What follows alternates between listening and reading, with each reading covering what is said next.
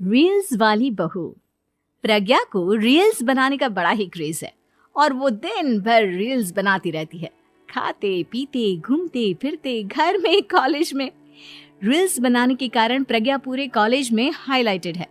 जहां उसकी रील्स सभी को पसंद आते हैं, वहीं मनीषा चिंता में डूबी रहती है।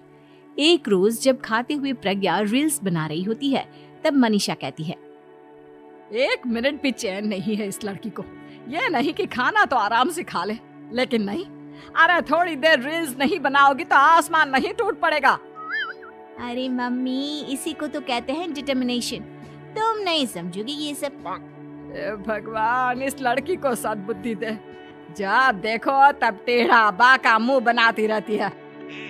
मनीषा की बात का प्रज्ञा पर जरा भी असर नहीं होता और वो खाते खाते रील्स बनाती रहती है। दिन बीतने लगते हैं और देखते देखते प्रज्ञा का कॉलेज भी खत्म हो जाता है। आए दिन कोई ना कोई मनीषा को प्रज्ञा की शादी करवाने का सुझाव दी जाता है। सब ठीक ही कहते हैं, प्रज्ञा की शादी कर देनी चाहिए।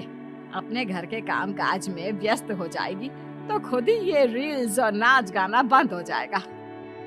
मनीषा और प्रेम प्रज्ञा के लिए एक अच्छा लड़का ढूंढने लगते हैं और तभी विकी का रिश्ता प्रज्ञा के लिए आता है, जिसने प्रज्ञा को उसकी रील्स देखकर पसंद कर लिया था।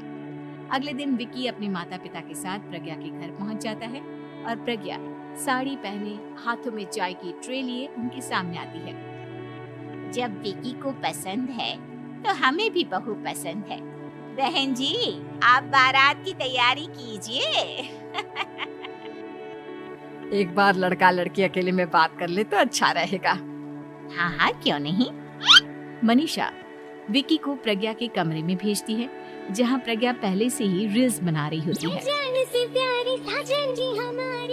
तभी विकी कहता है, आ गए आपके साजन जी। हमारे साथ ये रील्स कंप्लीट करती तो और भी अच्छा रहता। अच्छा जी, आप आ ही गए हैं तो बना ही लेती हूँ आपके साथ।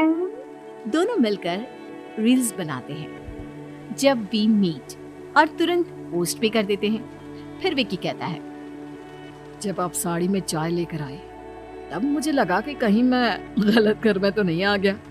अब सही है। दोनों की शादी पक्की हो जाती है और शादी के दिन भी प्रज्ञा रील्स बनाने से चूकती नहीं। यहाँ तक कि बारात के समय भी नाचते हुए रील्स बनाती है। सभी लोग प्रज्ञा की तारीफ के पुल बांध देते हैं और प्रज्ञा नाचती गाती अपने ससुराल चली जाती है। सब कुछ अच्छा चल रहा होता है।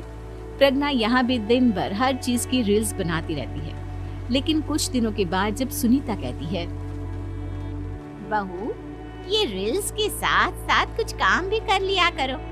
वैसे तुझे और क्या क्या बनाना आता है? मम्मी जी, वैसे तो सब कहते हैं कि मैं सब कुछ अच्छा बनाती हूँ, लेकिन मुझे लगता है कि मैं मैगी अच्छा बना लेती हूँ। हाँ, कॉफी भी अच्छा बना लेती हूँ और मुंह तो सबसे अच्छा बना लेती हूँ। हैं? अच्छा अच्छा।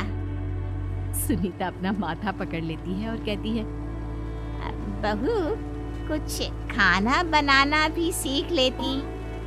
मम्मी जी, मैं लंबी प्लानिंग कर रही हूँ। जल्दी ही मैं इतनी फेमस हो जाऊंगी कि मुझे पैसे मिलने लगेंगे। हम दोनों सास बहू राज करेंगे, राज। नौकर काम करेंगी और लोगों की तो लाइन लगेगी हमसे मिलने के लिए। तेरा दिमाग खराब हो गया है क्या बहू? हंसी मजाक तक ठीक है, लेकिन इस तरह घर नहीं चलते। जितना जल्दी हो इस घर के तौर तरीकों को सीख लो। प्रज्ञा मुंह घुमाकर चली जाती है और तुरंत उसी वक्त एक रील बनाती है।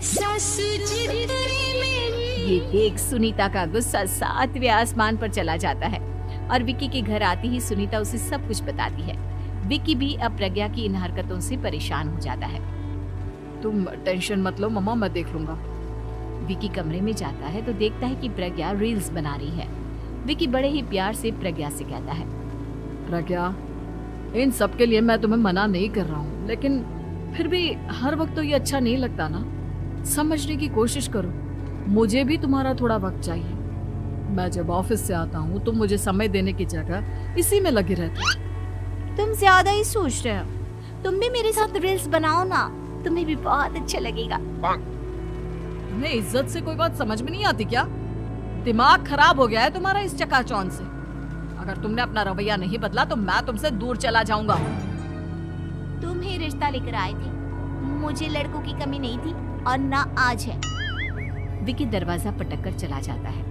धीरे धीरे विकी प्रज्ञा से दूर होता जाता है।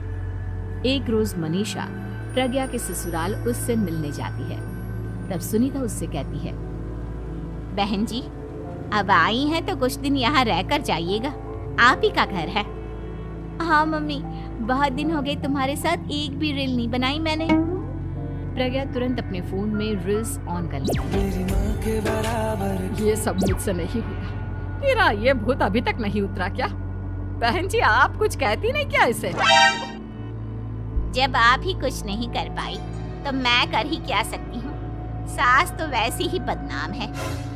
शाम को घर की लाइट चली जाती है और मनीषा प्रज्ञा से कहती है, मेरे घुटनों में बहुत दर्द हो रहा है, तू लाइट का कुछ इंतजाम करना बेटा। अच्छा कैंडल जला देती हूँ मम्मा। प्रज्ञा गाते हुए कैंडल जलाती है और खिड़की के पर्दे के पास रख देती है। मनीषा जिसे बहुत दर्द हो रहा है वो सो जाती है और प्रज्ञा हमेशा की तरह अपने रील्स में लग जाती है। उधर कैंडल की वजह से पर्दा आग पकड़ लेता है और मनीषा के कमरे में आग लग जाती है। बचाओ, कोई है, बचाओ। सभी भागते हैं और विकी कमरे की आग बुझाने में लग जाता है, लेकिन तब तक मनीषा आधी जल चुकी थी। मनीषा की हालत देख प्रज्ञा रोने लगती है। विकी मनीषा को तुरंत हॉस्पिटल ले जाता है और उसे एडमिट कराता है। विकी प्रज्ञा से कहता है, देख लिया ना, तुम्हारे इस नाच गाने की वजह से आज तुम्हारी माँ की जान जाते जाते रह गई। अब पता नहीं तुम और क्या चाहती हो। उधर डॉक्टर कहते हैं, इनकी हालत बहुत नाजुक है, आधे से ज्यादा जल चुकी है। प्रज्ञा रोती हुई मंदिर में जाती है और भगवान के आगे जाकर कहती है, भगवान मेरी माँ को ठीक कर दो, मैं कसम खाती हूँ हाथ से ये रील्स बनाना छोड़ दूंगी, बस मुझे मेरी माँ वापस मिल जाए। 2 दिन बीत जाते हैं और मनीषा खतरे से बाहर आ जाती है। पेशेंट अब ठीक है, आप लोग उनसे मिल सकते हो। सब कोई मनीषा से मिलता है और प्रज्ञा सबके सामने अपना फोन तोड़ देती है। मुझे माफ कर दो मम्मा, मैंने तुम लोगों की बातों को नजरअंदाज किया। बेटा कोई भी चीज जरूरत से ज्यादा खराब है। मैंने तुम्हें रील्स बनाने से कभी मना नहीं किया, लेकिन हर वक्त एक ही चीज तो सही नहीं है। मैं समझ गई हूँ मम्मा, आई एम सॉरी। प्रज्ञा उस दिन से रील्स बनाना छोड़ देती है और पूरी तरह से अपने घर में लग जाती है।